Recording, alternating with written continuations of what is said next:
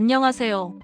오늘은 좀 딱딱하게 들릴 수 있지만 알고 보면 정말 흥미진진한 법관의 세계로 여러분을 초대하려 합니다. 우리가 매일 보는 드라마나 뉴스에서는 다 보여주지 않는 그 뒷이야기를 지금부터 재미있게 파헤쳐 보겠습니다. 자, 판사님들 대체 어떻게 임명되고 또 혹시나 잘못을 저지르면 어떤 징계를 받는지 궁금하지 않으셨나요? 그럼 지금 바로 시작해 볼까요? 여러분의 지적 호기심을 한껏 자극할 준비가 되어 있습니다. 먼저 경력을 쌓아야 판사가 된다는 말 한 번쯤 들어보셨죠? 과거에는 사법연수원을 가 수료한 아주 우수한 인재들이 바로 판사로 임명되기도 했답니다. 정말 대단한 엘리트 코스였다고 할 수 있죠. 하지만 지금은 시대가 변했어요. 법관이 되기 위한 자격 요건부터 살펴보겠습니다. 단순히 시험 성적만으로 되는 시대는 지났다는 겁니다. 요즘 판사가 되려면 일단 법학전문대학원, 흔히 말하는 로스쿨을 졸업하고 변호사 시험에 합격해야 합니다. 여기까지는 뭐 다들 아시는 내용이죠? 그런데 여기서 끝이 아닙니다. 최소 5년 이상의 법조 경력이 필요해요. 여기서 말하는 법조 경력은 변호사나 검사로서 실질적으로 법률 업무를 수행한 경력 또는 법 관련 공공기관에서 전문적인 법률 지식을 활용하여 일한 경력 등을 말합니다. 단순히 졸업하고 시험만 붙었다고 해서 판사가 될 수 있는 게 아니라는 거죠. 실제 재판 현장이나 법률 서비스 현장에서 얻은 실무 경험이 아주 중요해졌다는 뜻입니다. 이는 이론적인 지식뿐만 아니라 실제 사건을 처리하는 능력과 다양한 사람들을 만나면서 얻는 통찰력, 또한 법관에게 필수적이라는 인식이 반영된 결과입니다. 아, 잠깐! 여기서 아주 중요한 포인트가 하나 있습니다.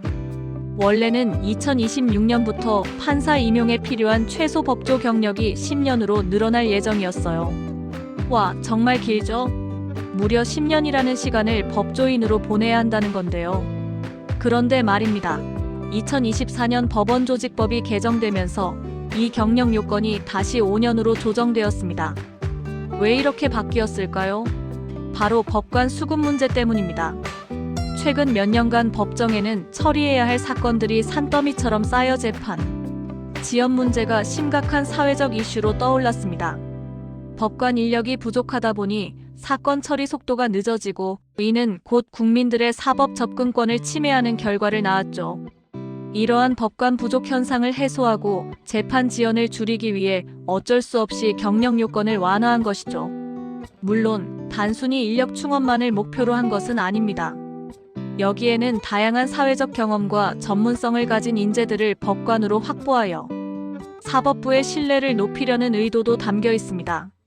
덕분에 변호사나 검사 등 5년 이상의 법조 경력만 있어도 판사가 될 수 있게 된 거죠. 이런 법 개정이 없었다면 앞으로 판사 구경하기 더 힘들었을지도 몰라요. 법원행정처에서는 판사 임용 과정과 결과, 그리고 임용제도 개선 상황을 매년 국회 소관상임위원회에 보고해야 한다니 그만큼 투명하고 신중하게 인재를 선발하겠다는 의지가 엿보입니다. 이 보고 의무는 임용 과정의 공정성과 투명성을 확보하고 필요할 경우 국회 차원에서 제도 개선을 논의할 수 있는 중요한 장치라고 할 수 있습니다. 그럼 이렇게 경력을 쌓은 분들을 누가 판사로 임명할까요? 일반 판사는 대한민국 사법부의 수장인 대법원장이 대법관회의의 동의를 얻어 임명합니다.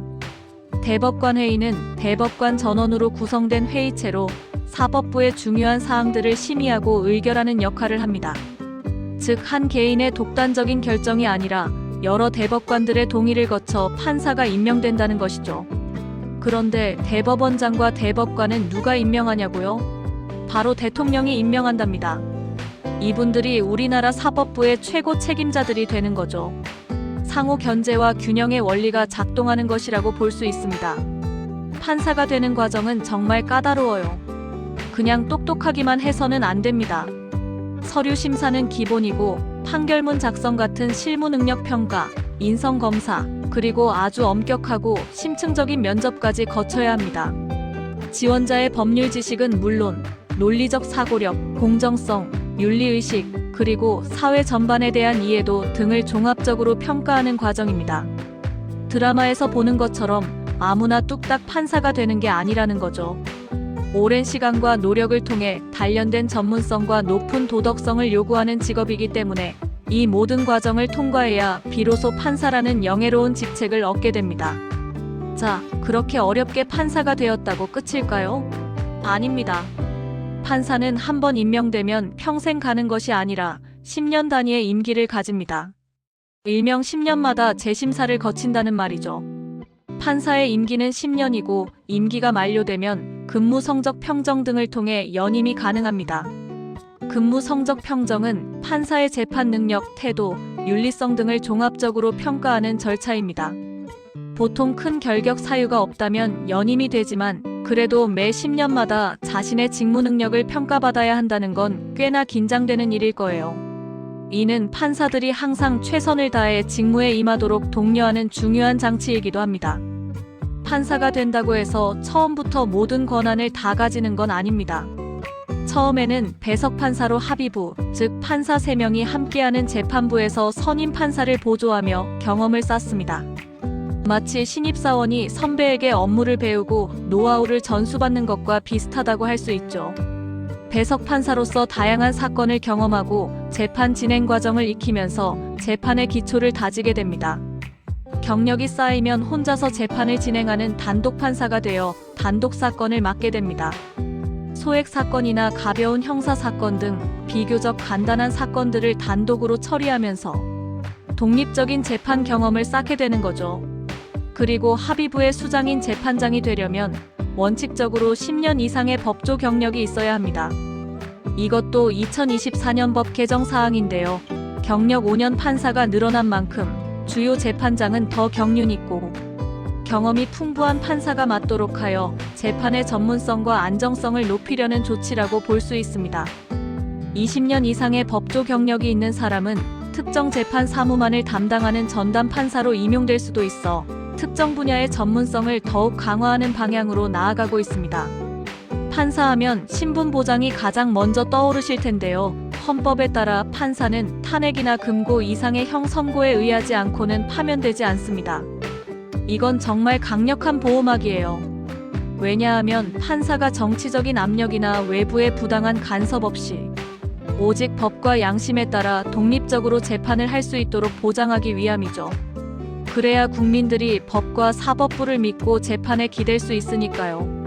이 신분 보장 조항은 사법부 독립의 핵심 가치이며 판사가 어떤 권력이나 압력에도 흔들리지 않고 공정한 판단을 내릴 수 있도록 해주는 제도인 셈입니다. 이 덕분에 판사들은 오직 법률과 양심에 따라 소신 있는 판결을 내릴 수 있습니다. 다음으로 판사 생활을 마치게 되는 퇴직 단계입니다. 판사님들도 언젠가는 명예롭게 직을 마무리하겠죠? 일반 판사의 정년은 65세입니다. 참고로 대한민국 사법부의 최고 수장인 대법원장과 대법관은 70세까지 직무를 수행할 수 있답니다. 정년까지 근무하는 경우도 많지만 정년 전에 스스로 물러나는 명예퇴직을 선택하는 분들도 적지 않습니다. 퇴직 후에는 자신의 법률적 지식과 경험을 바탕으로 변호사로 개업하거나 로스쿨 교수가 되어 후학을 양성하는 경우가 흔합니다. 이외에도 다양한 분야에서 사회에 기여하기도 합니다. 그런데 여기서 중요한 점이 하나 더 있습니다. 바로 정관예우 방지인데요. 퇴직 판사들이 퇴직 후 곧바로 변호사로 활동하면서 법원과의 친분이나 인맥을 이용해 부당한 영향력을 행사하는 것을 막기 위한 제도입니다.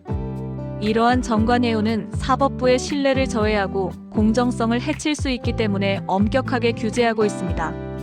그래서 퇴직 전 1년부터 퇴직 시까지 근무했던 국가기관, 예를 들어 법원이 수임하는 사건은 퇴직 후 1년 동안 맡을 수 없는 등의 제한이 있습니다. 또한 공직자윤리법에 따라 퇴직 전 5년간 소속했던 기관의 업무와 관련성이 있는 영리, 사기업체 등에 취업하는 것도 제한을 받습니다. 공정하고 깨끗한 사법 시스템을 유지하기 위한 끊임없는 노력이라고 할 수 있습니다. 국민들이 사법부를 신뢰할 수 있도록 하기 위한 필수적인 조치입니다. 자, 여기까지 법관의 임명과 근무, 퇴직까지의 과정을 살펴봤는데요. 아무리 신분 보장이 강력하다고 해도 판사님들이 잘못을 저지르면 아무 제재도 받지 않는 무법지대에 있는 건 아닙니다. 다만 일반 공무원과는 그 절차와 강도에서 차이가 좀 있죠. 지금부터는 대한민국 법관의 징계 절차를 핵심 위주로 짚어드리겠습니다. 판사님들도 잘못을 저지르면 반드시 그에 상응하는 책임을 져야 합니다. 첫 번째, 언제 징계를 받나? 바로 징계 사유입니다. 법관징계법에 따르면 크게 세 가지 경우에 징계위원회에 회부될 수 있습니다. 이 사유들은 판사가 마땅히 지켜야 할 직업윤리와 공정성 의무와 직결됩니다. 하나는 직무상 의무 위반입니다. 예를 들어 재판을 부당하게 지연시키거나 법령을 명백히 위반해서 불공정한 재판을 한 경우 등이 해당됩니다. 재판 지연은 국민의 권리 구제를 늦추는 중대한 문제이며 법령 위반은 사법 정의를 뿌리째 흔드는 행위이기 때문입니다. 또 직무 태만도 징계 사유가 될 수 있습니다. 맡은 바 소임을 게을리하거나 업무를 제대로 처리하지 않아 재판에 악영향을 미치는 경우를 말하죠. 이는 국민의 재판받을 권리를 침해하는 행위로 간주됩니다. 마지막으로 품위 손상입니다. 이건 직무와 직접적인 관련이 없더라도 법관으로서의 높은 도덕성과 위신을 떨어뜨리는 행위를 했을 때 해당됩니다. 음주운전, 부적절한 언행, 성비위, 금품수수 등 개인적인 비위 등이 여기에 포함될 수 있죠. 판사는 공인으로서 일반인보다 훨씬 더 높은 도덕성을 요구받기 때문에 사생활에서의 문제도 징계로 이어질 수 있는 겁니다. 법관의 품위는 사법부 전체의 신뢰와 직결되기 때문입니다. 두 번째, 파면은 없다. 바로 징계의 종류입니다. 이 부분이 정말 중요한데요. 법관은 징계만으로는 해임이나 파면을 당하지 않습니다. 앞에서 말씀드렸던 헌법상 신분 보장 때문이죠. 헌법은 판사의 신분을 강력하게 보호함으로써 사법부의 독립성을 보장하고 있습니다. 그럼 어떤 징계를 받을까요? 가장 무거운 징계는 정직입니다. 1개월에서 1년까지 직무 집행이 정지되며 이 기간 동안에는 보수도 지급되지 않습니다. 말 그대로 직무에서 잠시 물러나 반성하는 시간을 갖게 되는 거죠. 이는 판사로서의 권한 행사를 일시적으로 제한하는 가장 강력한 징계 조치입니다. 다음은 감봉입니다. 1개월에서 1년 동안 보수의 3분의 1 이하를 줄이는 징계입니다. 경제적인 불이익을 통해 잘못을 깨닫게 하는 것이죠. 마지막으로 견책이 있습니다. 이건 잘못을 반성하게 하는 훈계 단계라고 보시면 됩니다. 비교적 가벼운 징계라고 할 수 있지만 공식적인 기록으로 남는다는 점에서 결코 가볍게 볼 수만은 없습니다. 여기서 드는 의문. 그럼 파면은 어떻게 하나요? 법관 징계위원회에서는 최고 수위가 정직 1년인데 판사를 강제로 물러나게 하려면 어떻게 해야 할까요? 바로 탄핵이나 금고 이상의 형 선고가 있어야만 합니다. 징계 절차로는 판사를 파면할 수 없다는 것이 일반 공무원과 가장 큰 차이점입니다.